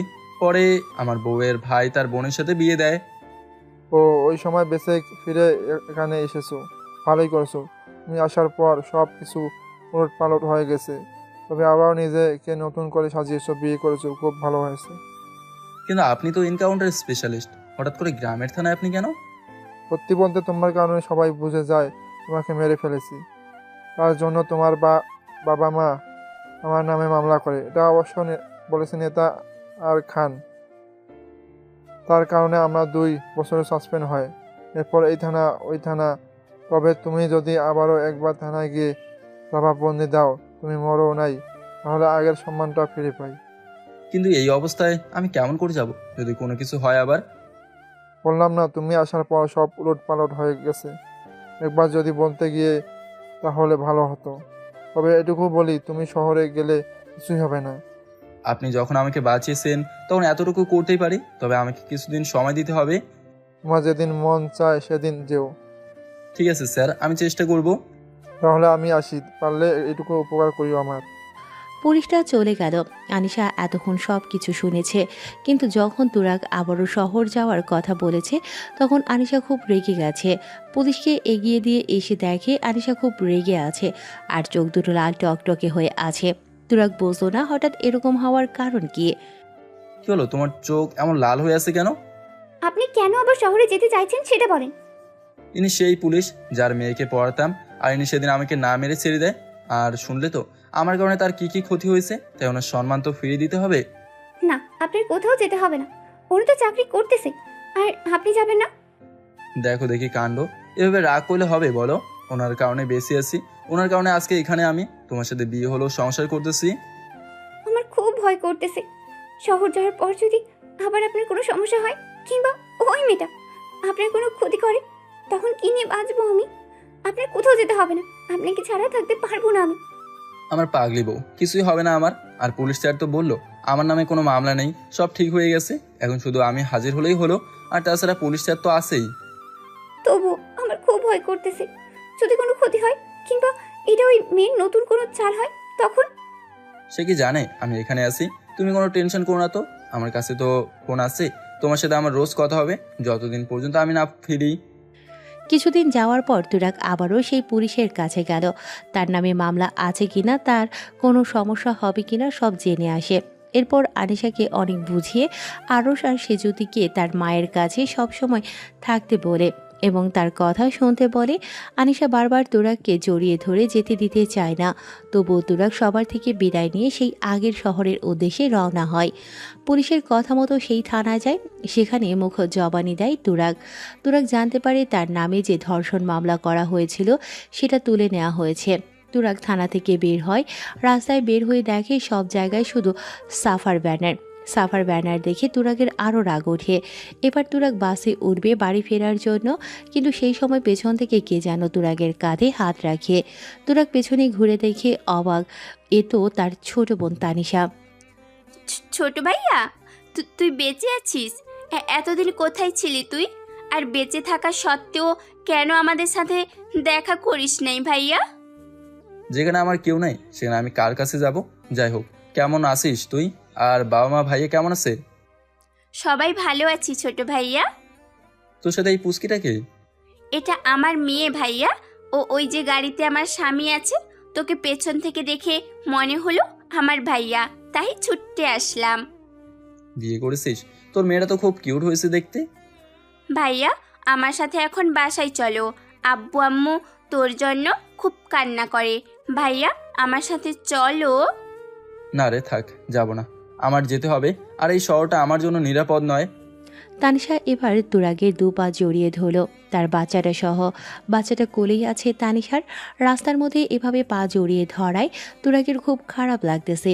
তুরাগ বারবার তানিশার পা ছাড়াতে চাচ্ছে কিন্তু পারতেছে না। ভাইয়া, তুই আমার সাথে না গেলে আমি তোর পা ছাড়বো না। ঠিক আছে, যাব। এবার পা স্যার, আশেপাশে সবাই দেখতেছে। তানিশা এবার পা ছেড়ে হাত ধরে টেনে নিয়ে তাদের গাড়িতে তুলল, তার স্বামীর সাথে পরিচয় করিয়ে দিল। তুরাগের কেমন অস্থির লাগতেছে। তানিশার স্বামী গাড়ি চালাতে শুরু করে দিল। তানিশা তার বাবা মাকে ফোন করে জানালো তাদের জন্য বড় একটা সারপ্রাইজ নিয়ে যাচ্ছে সে। কিছুক্ষণ পর তারা বাসায় এসে গেল। বাসার ভেতরে যখন ঢুকতেছে তুরাগের বুকটা ধুকধুক করতেছে, হার্টবিট তার বাড়তেছে। খুব কোনো রকম বাসায় ঢুকলো। তুরাগকে তানিশার সাথে দেখে তার বাবা মা সোফাতে বসা থেকে উঠে দাঁড়ালো। তুরাগের মা তো দৌড়ে এসে তুরাগকে জড়িয়ে ধরে কাঁদতে লাগলো। তুরাগের বাবা আর ভাই তো নিজেদেরকে বিশ্বাস করতে পারতেছে না। সবার চোখে পানি, সেই পানিটা হলো আনন্দের। তুরাগ এবার দেখলো তার বড় ভাইয়ের পাশে একটা মেয়ে, সেটা হলো তুরফানের বউ। এবার তুরফান তার বাবা এসে তুরাগকে জড়িয়ে ধরে কাঁদতে লাগলো। বাবা, তুমি বেঁচে আছো? এতদিন কোথায় ছিলে তুমি? আমরা তোমাকে খুঁজতে গিয়ে জানতে পারি তোমাকে নাকি মেরে ফেলেছে। আমাকে ক্ষমা করে দাও তুরাগ, আমি তোমাকে বারবার ভুল বুঝেছি, তোমাকে অনেক কষ্ট দিয়েছি। আমি ঠিক আছে আব্বু, তোমাদের আর কাঁদতে হবে না। সাফা এসে বলেছিল আমাদেরকে সবকিছু। সাফাকে নাকি বিয়ে করেছিলে তুমি? সাফা সেদিন ইচ্ছা করে ওইসব মিথ্যা কথা বলে নাই। নেতা আর খান তোমাকে হত্যা করার জন্য লোক লাগিয়ে দিয়েছিল, সাফার ভাইদেরকে বন্দি করেছিল। সাফা যদি সেদিন সবাইকে বাঁচানোর জন্য মিথ্যা বলেছিল। তোমার কথা মতন সাফা সব কাজ ছেড়ে দিয়েছিল, না হলে সাফা এরকম হতে দিত না। সাফার বাবাও জড়িত ছিল, কারণ তাকে অপমান করেছিলাম। খান আর নেতার সাথে আমি এক হই নাই, তার প্রতিশোধ নিয়েছিল। এমনকি সাফার বাবাকে ছোট করার জন্য এসব করেছে। সাফা আমাদেরকে সব বলেছিল। মেয়েটা সত্যি তোমাকে খুব বেশি ভালোবাসতো, তোমাকে মানতো, এমনকি তোমার আদেশগুলো পালন করেছে। এসব বলে কি আর কোনো লাভ আছে? আমার কারোর ওপর কোনো রাগ নেই। কিরে, বললি না তো এতদিন কোথায় ছিলি? আমাদের কথা কি একবারও মনে পড়ে নাই? আব্বু আম্মু না হয় রাগের মাথায় ওসব বলেছিল, তাই বলে কি আমাদের কাছে আসা যেত না? ছিলাম কারো কাছে যারা আমাকে মায়ের মতো ভালোবাসা, ভাইয়ের মতো আদর, বোনের মতো যত্ন করেছিল। তা কি বলা যাবে না তোর? বললাম তো, তারা আমাকে এত ভালোবাসা দিয়েছে, আমার তখন এক মুহূর্তের জন্য মনে হয় নাই আমার কেউ নাই। এভাবে বলতেছিস কেন ভাইয়া? তাহলে কি এখনো আমাদের ওপর রেগে আছিস? এখনো তোর আমাদের ওপর মন খারাপ? রাগ বা মন খারাপ থাকলে নিশ্চয়ই এখানে আসতাম না আমি। তাহলে এরকম করে কথা বলতেছিস কেন তুই?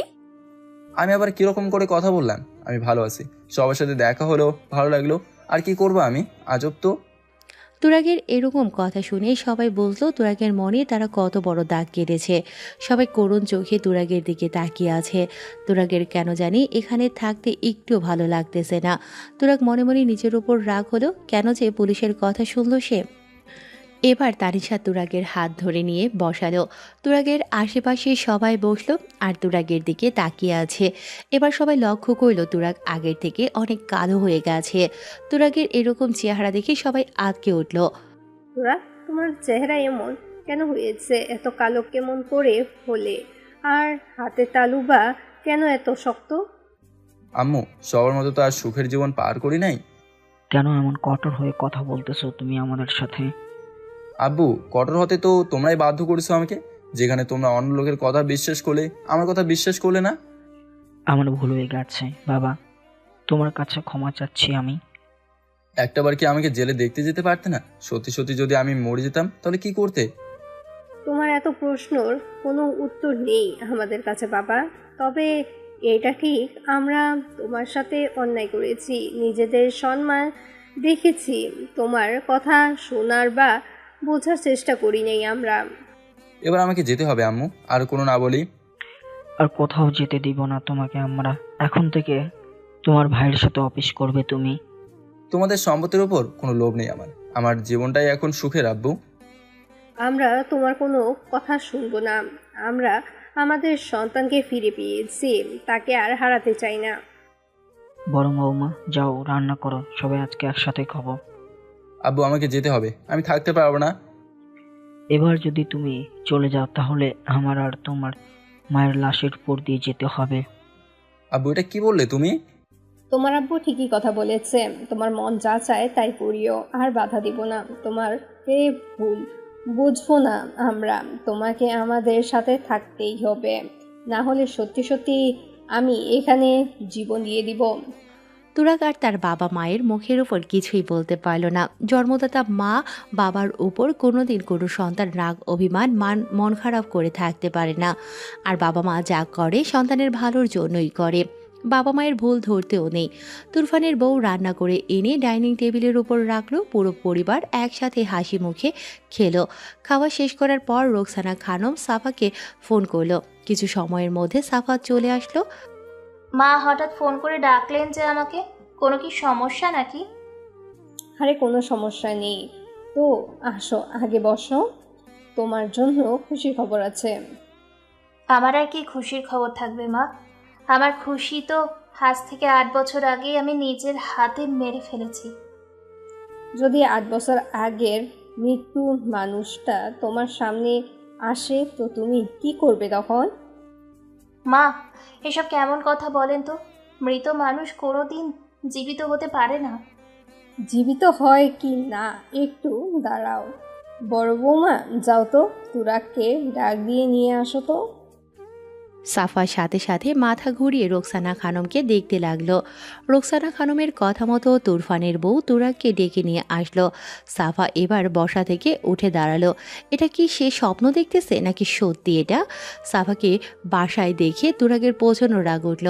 সাফা এবার ধীর পায়ে তুরাগের দিকে যেতে ধরলো। যতই কাছাকাছি যাচ্ছে ততই সাফার হার্টবিট বেড়েই চলেছে। তুরাগের কাছে এসে তুরাগের হাতে চিমটি কাটলো, তারপর নিজের হাতে চিমটি কাটলো। সাথে সাথেই তুরাগকে সাফা জড়িয়ে ধরলো। তুরাগও সাথে সাথে সাফাকে 2 হাত দিয়ে ঠেলে সরিয়ে দিল। সাফা অবাক হয়ে তুরাগের দিকে তাকালো। এই মেয়েকে বাসায় কে ডেকেছে? আমি ডেকে এসেছি বাবা। এত রাগ কেন হয়েছিস? রাগ কেন হচ্ছি সেটা জানো না তুমি আম্মু? এই সেই মেয়ে যে আমাকে মিথ্যা কথা বলে ধর্ষক বানিয়েছিল, আর তোমরা সবাই এই মেয়েকে পছন্দ করতে না। সেই মেয়ে কেন এখানে আসবে? সেগুলো 8 বছর আগের ঘটনা বাবা। সময়ের সাথে সব কিছুর পরিবর্তন হয়েছে। সময়ের সাথে সাথে সবাই আসল সত্যিটা জেনে গেছে। আমার সাথে কি সবাই নাটক করা শুরু করে দিলে নাকি? ও, এই বাসা তো তোমাদের, তোমরা যাকে খুশি আসতে বলতে পারো, কিন্তু আমার কাছে যেন সে না আসে, বলে দিলাম। তুরাগের এমন কথায় সাফা খুব কষ্ট পেল। সাফা বারবার চোখের পলক ফেলতেছে আর তুরাগকে দেখতেছে।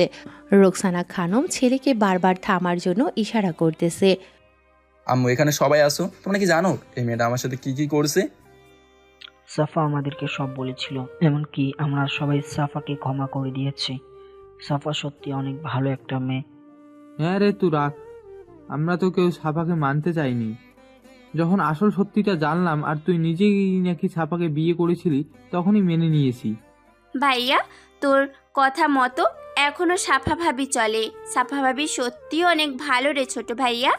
তুই হয়তো বিশ্বাস করবি না, এই শহরের প্রত্যেকটা মানুষ সাফা ভাবিকে তাদের পাশে চায়। আরে বাহ, খুব সুন্দর তো। তাহলে এই মেয়ে এত ভালো হয়েছে যে সবাই ক্ষমা করে দিয়েছো? যে মেয়ের জন্য আমাকে বাসা ঘর ছাড়া করলে তাকে আবারও মেনে নিয়েছো সবাই? বাবা তুরাগ, তখন তো ভুল করেছি, আসল সত্যিটা জানতাম না। কিন্তু সাফা যখন আমাদের সবাইকে সব কিছু বোঝালো, জানালো, তখন তো আমরা অবাক। কিন্তু যখন আসল সত্যি জানতে পারি, ততদিনে জেনেছি তুমি নাকি মারা গেছো। আচ্ছা, মানলাম আমার সাথে ভালোবাসার অভিনয় করেছে, আমাকে ধোকা দিয়েছে, আবারও ভালোবেসেছে, বিয়ে করছে, পরে আবারও মিথ্যে বলে সবাইকে বাঁচানোর জন্য, বাঁচানোর জন্য আমাকে ধর্ষক বানালো, সব মানলাম। এগুলোতে আমার কোনো আপত্তি নাই। তাহলে কোথায় আপত্তি তোমার তুরাগ, সেটা বলো। তাকে জিজ্ঞেস করো তার আর আমার সন্তান কোথায়। সবাই অবাক হয়ে তুরাগের দিকে তাকালো। তারা তো জানতো না তাদের সন্তান আছে, কিংবা সাফাও তো বলে নাই সন্তানের কথা। কি হলো, সবাই অবাক হলে বুঝি? তাকে জিজ্ঞেস করো না একটা। তাকে তো বিয়ে করেছিলাম, ধর্ষণ তো করে নেই। তখন তো সে 1 মাসের প্রেগনেন্ট ছিল। তাহলে আমার সন্তান কোথায় তাকে বলো না। রোকসানা খানম এবার সাফার কাছে এগিয়ে গেল। সবার দৃষ্টি এখন সাফা আর রোকসানা খানমের দিকে। ছোট বৌমা, তুরাগ যেটা বলল সেটা কি সত্যি? আর যদি সত্যি হয় তাহলে আমাদের নাতি বক নাতনি কোথায়? সাফা কেঁদেই চলেছে, তার মুখ দিয়ে কথা বের হচ্ছে না। সাফা বা এখন কি জবাব দেবে? কিন্তু হঠাৎ করে কেনই বা তুরাগ জানতে চাচ্ছে তাদের সন্তানের কথা। ছোট বৌমা, উত্তর দাও, এভাবে চুপ থেকো না তুমি। সে কি বলবে? আমি বলতেছি সবকিছু। এই মেয়ে তার বাবা ভাই আমার সন্তানকে মেরে ফেলেছে। এখন সবাই বলবে আমি জানলাম কেমন করে? যে পুলিশ আমাকে এনকাউন্টার করে মারতে চেয়েছিল সেই বলেছে। সেই পুলিশের মেয়ে তো টিউশন পড়তাম বলে তিনি আমাকে মারে নাই। এখন বলবে এখন কেন শহরে আমি? কারণ সেই পুলিশের নামে তোমরা মামলা করেছিলে আমাকে মারার অপরাধে, তাই থানায় এসেছিলাম। তখনই তানিশা আমাকে দেখে। সাফা, তুরাগ যা বলো সব সত্যি কি? বাবা, সব সত্যি, কিন্তু আমি কিছুই জানতাম না। আর আমি বা কেন নিজের সন্তানকে মারতে চাইবো? আপনার ছেলে মারতে চেয়েছিল, নেতা আর খান। সেই পুলিশকেও তারা 2 জন পাঠিয়েছিল আপনাদের ছেলেকে মারার জন্য। এখন তো নেতা খান বেঁচে নেই, আর আমার ড্যাডি ভাইয়ারা জেলে আছে। বাকি সবগুলো তো জানেন আপনারা। আমার ড্যাডি আর ভাইয়ারা তো তাদের দুজনকে মারলো, তার কারণে তারা জেলে আছে। আর আমার সন্তানকে অবৈধ ভেবে হয়তো মেরে ফেলেছে, কিন্তু আমি তো মারি নাই। তাহলে দোষী কেন হব আমি? সাফার কথাগুলো সত্যি। কোনো মা তার নিজের সন্তানকে তো মারতে চাইবে না। দেখো তুরাগ, যা হওয়ার হয়ে গেছে, এখন আবার নতুন করে শুরু করো। আগের সব কিছু ভুলে যাও। তুরাগ, আমরা কেউ তোকে সেই 8টা বছর ফিরিয়ে দিতে পারবো না। তুই যদি ওই সব মনে রাখিস তাহলে আমরা সবসময় অপরাধী হয়েই বাঁচবো। তোর সাথে অন্যায় হয়েছে, অন্যায় আমরা সবাই করেছি, তাই সবাই তোর কাছে ক্ষমা চাচ্ছি। তোর সন্তান আর তোর ওই 8টা বছর, তোর সুখ, তোর কেরিয়ার কেউ ফিরিয়ে দিতে পারবো না। তবুও বড় ভাই হিসেবে তোর হাতে ধরে ক্ষমা চাচ্ছি। থাক বড় ভাইয়া, ক্ষমা চাইতে হবে না। সবাই তোমরা আমার বড়, তোমাদের সিদ্ধান্ত কখনো ভুল হতে পারে না। যা হওয়ার আমার সাথে হয়েছে। ভাইয়া, সাফা ভাবি কিন্তু এই শহরের এমপি। তুই যেমন অসহায় মানুষের পাশে থাকতি, ঠিক তার চেয়ে বেশি করে সাফা ভাবি।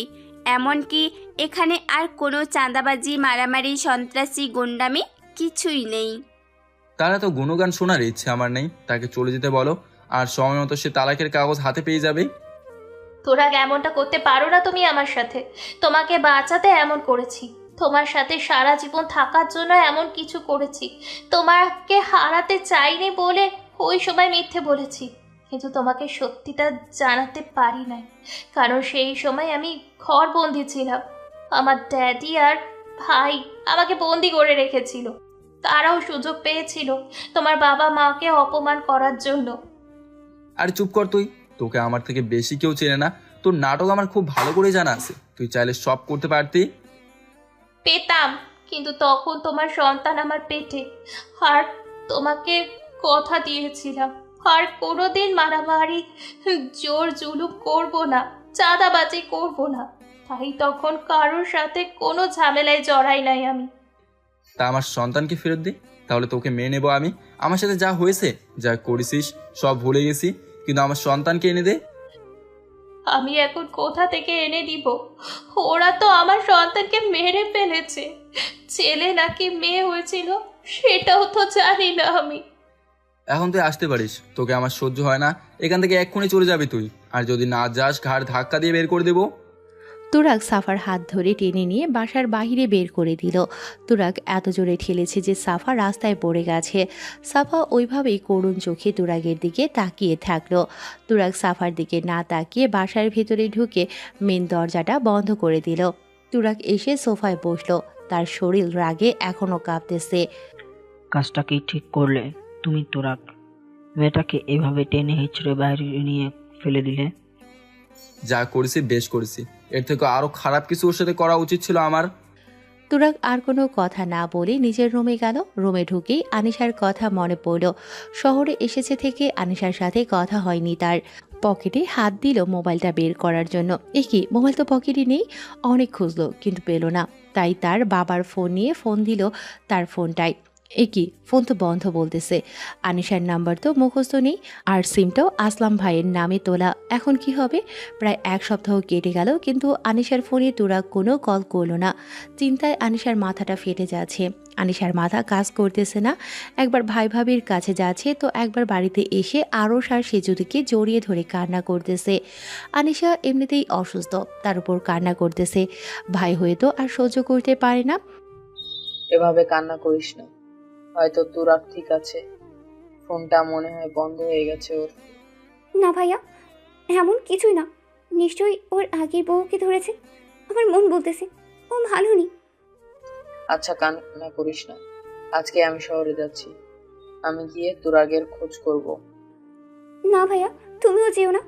আমি আগে এই থানার ওই পুলিশের কাছে যাব, ওনার কাছেই শুনবো ঘটনা কি, আর ঠিকানা নিয়ে আমি যাব। তুই অসুস্থ, এই অসুস্থ শরীর নিয়ে যেতে পারবি না। চিন্তা করো না ভাইয়া, আমার সাথে একটু থানায় চলো। আরুষার সে যদি ভাবির কাছে থাকুক। আনিশা আরশ আর সেজুতিকে তার ভাবির কাছে রাখলো। আসলামকে সাথে নিয়ে তাদের থানায় গেল। গিয়ে দেখে পুলিশটা নেই, একটা কেসের জন্য অন্য এলাকায় গেছে। বেশ কিছুক্ষণ অপেক্ষা করার পর পুলিশটা আসলে আনিশা আসলাম তার কাছে যায়। আপনি তো আপনার নিজের কাজের জন্যই আমার স্বামীকে শহরে পাঠালেন, এখন সেই শহরে যাওয়ার পর তার ফোন বন্ধ আজ 7 দিন থেকে, তার কোনো খবর নেই। কিন্তু সেখানে গেছে সেই থানার পুলিশ তো আমাকে বলেছে তুরাক নাকি সেদিনে চলে এসেছে। আমার মন বলতেছে নিশ্চয়ই এর সাথে খারাপ কিছু হয়েছে।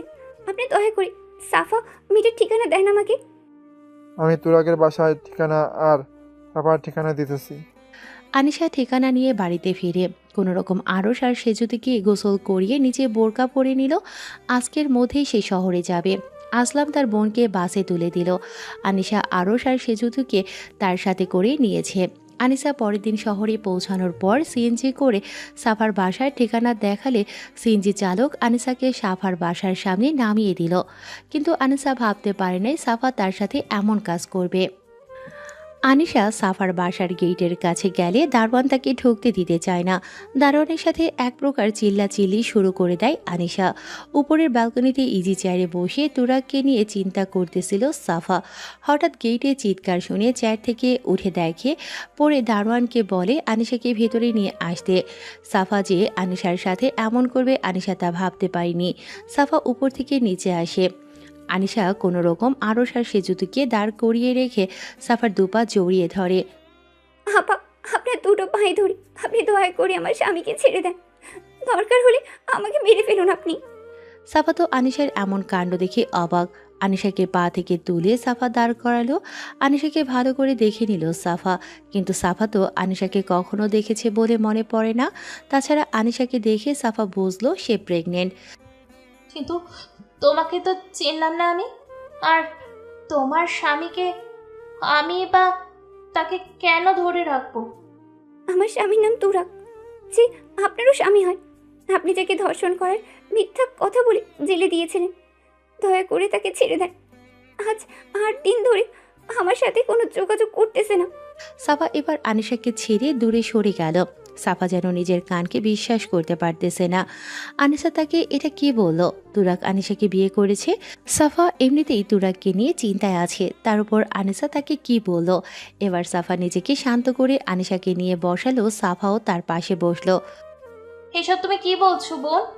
তুরাক কবে তোমাকে বিয়ে করলো, আর তুমিই বা কে? অনেক আগে বিয়ে করেছি আমরা। ওই যে ওরা দুজন আমাদের সন্তান। এই শহর ছেড়ে যখন আমাদের গ্রামে যাই তখনই আমাদের বিয়ে হয়। জানি আপা, আমি আমার স্বামীকে ছাড়া এই মুহূর্ত থাকতে পারি না। বাচ্চা দুটো বারবার তার বাবার কথা জিজ্ঞেস করতেছে। ওই পুলিশটা শহরে আমার স্বামীকে পাঠিয়েছিল তার মামলাটা তুলে নেওয়ার জন্য। সাফা এবার সবটা বুঝতে পারল, কিন্তু সাফার বুকটা ফেটে যাচ্ছে। তুরাক বিয়ে করেছে, আর তার দুটো সন্তানও আছে, আর একটা রানিং।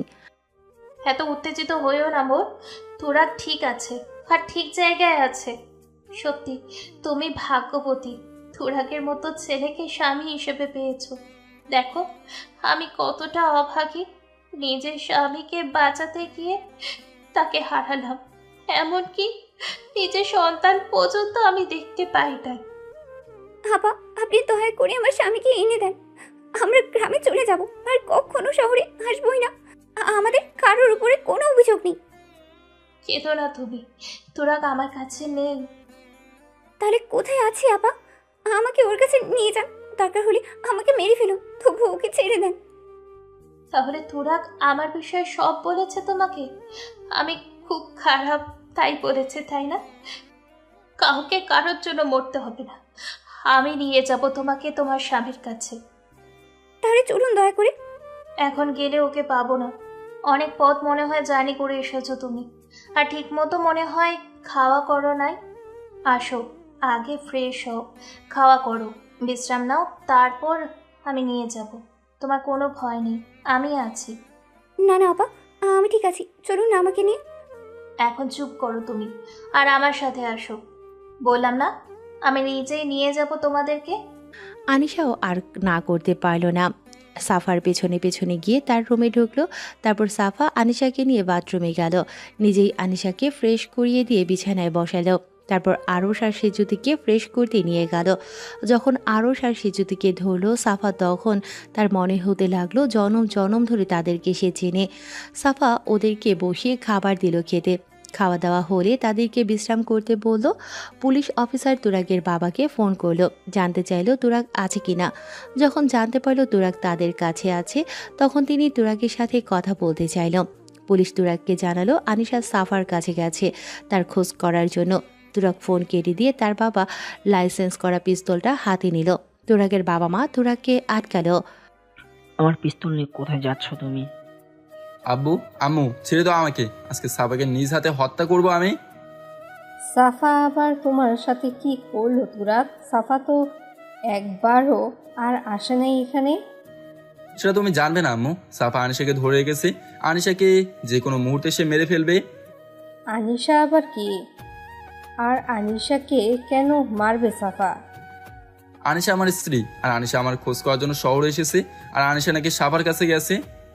মালিক রোকসানা খানম তো তুরাগের কথা শুনে অবাক। তুরাগ আবারও বিয়ে করেছে, সেটা এই কয়েকদিনে তো একবারও বললো না। তুরাগ যখন সাফার বাসার দিকে পা বাড়াবে, ঠিক তখনই দেখতে পেল সাফার সাথে করে আনিশাকে নিয়ে এসেছে, আর সাথে আরশ আর সেজুতি আছে। তুরাগ দৌড়ে গিয়ে তার সন্তান দুটোকে জড়িয়ে ধরল। তারপরে আনিশাকে এক বাহুতে নিয়ে গলা জড়িয়ে ধরল। তুরাগের চোখে পানি। তুরাগকে দেখতে পেয়ে, কাছে পেয়ে আনিশার চোখেও পানি। এইসব দৃশ্য দেখে সাফার কলিজা ছিঁড়ে যাওয়ার মতো অবস্থা। রোকসানা খানম আর মালিক চৌধুরী তো কিছুই বুঝতে পারতেছে না। কি হলো? পিস্তল তো হাতেই আছে, তাহলে চালাও গুলি, মারো আমাকে। আনিশা, তোমার কোনো ক্ষতি করে নাই তো এই মেয়েটা? আরে আমি ঠিক আছি। আপা আমাকে আবার কি করবে? উনি তো আমাদের সবার খেদমত করলো, খাওয়ালো, বিশ্রাম করালো ওনার বাসাতে। ওনার সাথে অনেক গল্প করলাম, আর উনি তো আপনার কাছে আমাকে নিয়ে আসলেন। কাল সাপ চেনো তো আনিশা? হ্যাঁ চিনি তো। তাতে কি হয়েছে? এই সাফা তার চেয়েও ভয়ঙ্কর। কিভাবে ছোবল দেবে টেরও পাবে না তুমি। তুরাগের বাবা মা সব চেয়ে চেয়ে দেখতেছে, এখনো কিছুই বুঝতে পারল না। এর মাঝে তুরাগের ভাইও আসলো, ভাবিও আসলো, তারাও কিছুই বুঝলো না আসলে এখানে হচ্ছেটা কি। তুরাগ, সাফাকে এসব কি বলতেছো তুমি? আর এই মেয়েটা বা কে? আর ওর সাথে এই বাচ্চা দুটো বা কার? যার যেটা প্রাপ্য তাকে সেটাই বলতেছি।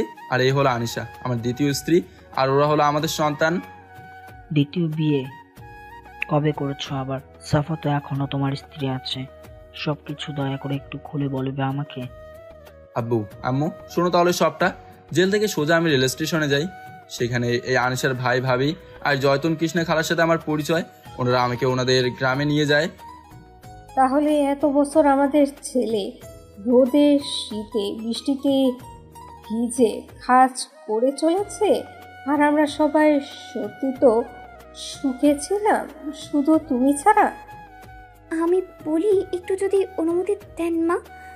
আমাকে হয়তো আপনারা মেনে নেবেন না, সেটা আমি জানি, কিন্তু আপনাদের ছেলে অনেক ভালো। এই সন্তান দুটো যে সুখী রাখতে আর ওদেরকে বাঁচাতে এত পরিশ্রম করেছে। তোমার কথা কেন লুকিয়ে রাখতেছে জানো মা? এই আনিশা নিজের পরিবার, এমনকি নিজের কথা ভাবে নাই। বারবার আমার আর আমাদের সন্তানের কথা ভেবেছে। পড়াশোনা জানা মেয়ে, চাকরি নিয়েছে, সেই টাকা দিয়ে বাড়ি বিল্ডিং করেছে। আমার কাজ করতে কষ্ট হয় বলে আমাকে অনেক বড় দোকান দিয়ে দিয়েছে, আর এই সাফা কিছুই করলো না। সব বুঝলাম, সব জানলাম, সব শুনলাম, কিন্তু বাবা, সাফারও যে কেউ নাই, হয়তো খুব বড় ভুল করেছে, ওকে ক্ষমা করে দে। আম্মু, এই যে আনিশা আমার জন্য জীবন পর্যন্ত দিতে পারে। আম্মু, সব জায়গায় শক্তি না, বুদ্ধি খাটাতেও হয়। বুঝলাম আমাকে নেতার খান মারতে চেয়েছিল, কিংবা তার বাবা ভাই সুযোগ খুঁজতেছিল, এটাও মারলাম। ওকে যে গোপনে বিয়ে করছি আমাদেরকে মেনে নেওয়ার জন্য, সবকিছুতেই রাজি হয়েছে। কিন্তু আম্মু, সে কি আমাকে জানাতে পারতো না? সে কি বুদ্ধি দিয়ে চলতে পারতো না? আমাকে ক্ষমা করো, খুব ভয় আতঙ্কে ছিলাম, তখন মাথায় কাজ করে নাই আমার। দয়া করে আমাকেও আপন করে নাও তুমি। হ্যাঁ, আপন করে নিতে পারি, তার আগে আমার সন্তানকে ফিরিয়ে এনে দাও তাহলে। আমি কোথায় পাবো এখন সন্তান? ওরা তো মেরে ফেলেছে। তোমাকে ছাড়া থাকতে পারবো না আমি। এত বছর কষ্টে কাটিয়েছি, এখন কাছে থেকেও কেন কষ্ট পাবো বলো তুমি? কর্মগুণেই কষ্ট পাচ্ছ তুমি। সোজা কথা, সন্তান দাও, মেনে নেবো আমি। সাফা গিয়ে তুরাগের পা জড়িয়ে ধরল।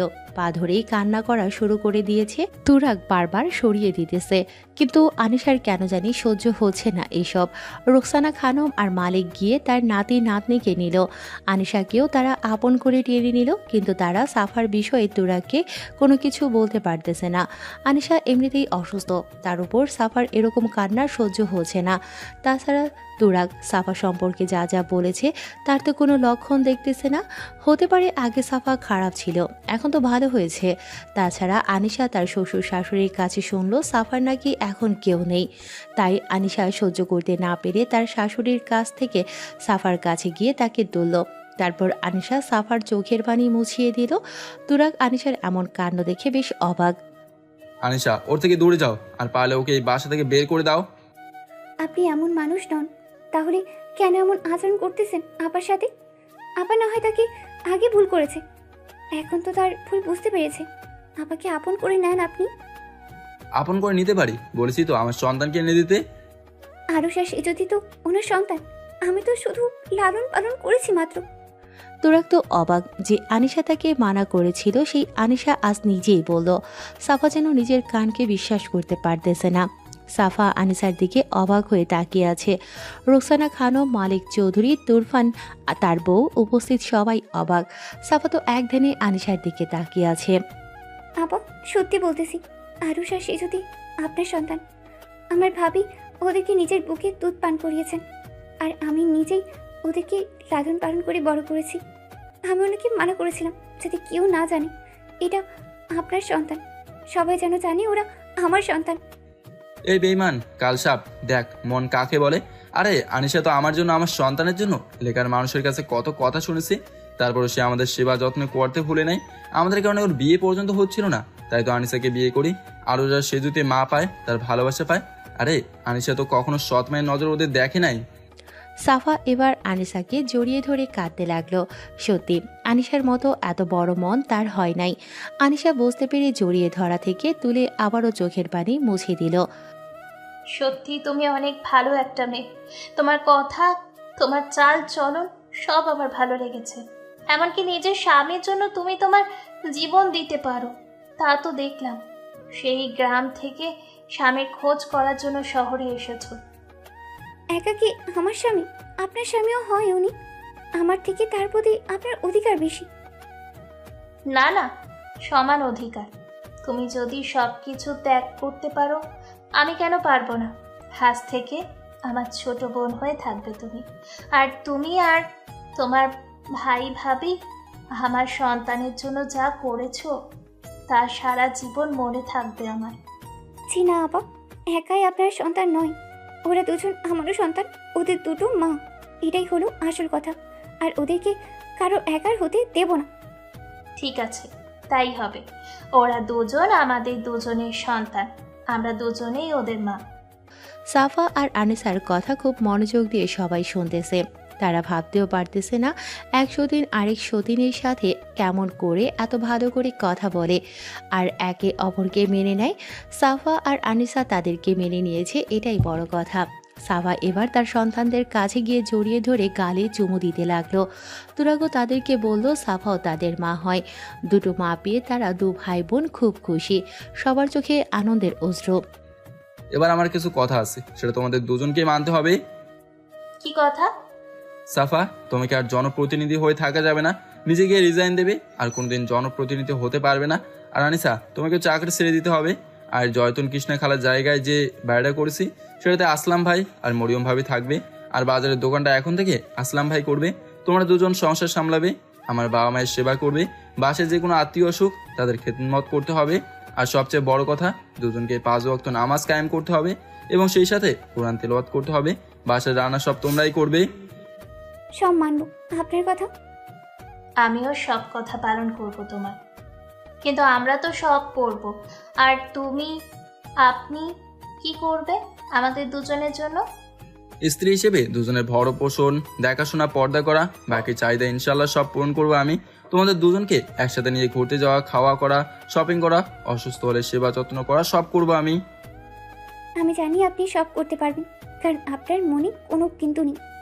আমি অবশ্য শুরু থেকে তোমাকে ভুল বুঝেছি, অন্যায় করেছি, কিন্তু তুমি না থাকায় বুঝেছি তুমি আমার জীবনে কি ছিলে। হয়েছে ছোট মা, তোমরা দুজন এখন ঘরে গিয়ে রান্না করো, আর আমি তোমার শ্বশুর আরস আর সেজুতিকে নিয়ে খেলি। আর আমার বউ কি করবে আম্মু? বড় বৌমা ওদের টিচার ওদেরকে সব বিষয়ে শিক্ষা দিবে। বড় বৌমা এখন ওদের সাথে তুমি যাও আর বাকি সব শিখিয়ে দাও। ছোট ভাইটার কপাল একসাথে দুটো বউ তার, আর আমার মাত্র একটা। ছোট ছেলের মতো হতে পারো নাই, আর ওই মুখে দ্বিতীয়বার বিয়ের কথা বলো না, তাহলে বড় বৌমা কি করবে, বুঝেছো? সবাই হাসতে লাগলো। এভাবে তাদের বাকিটা জীবন হাসি খুশিতে কাটুক, সবাই সেই দোয়া করি।